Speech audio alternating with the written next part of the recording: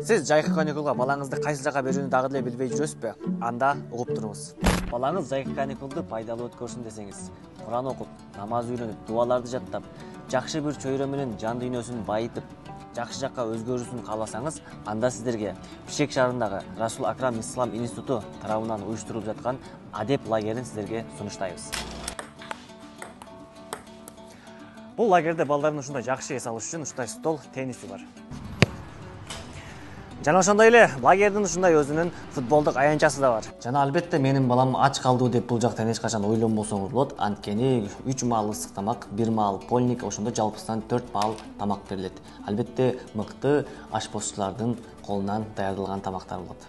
Ал эми бул лагерге кантип катылам дегендерге 10 жаштан 16 жашка чейинки балдарды кабыл алат. Лагерь толук 1 ай болот. Бул жакта жатаканасы да бар. Эгер кааласаңыз, балаңыз бул жакта жатып калса да болот, барып келип каттап окуса да болот. Жок дегенде 1 ай бою балаңызды телефондон алыс кармап, жакшы жакка өзгөрүүсүнө өтө чоң мүмкүнчүлүк, жакшы себеп болот.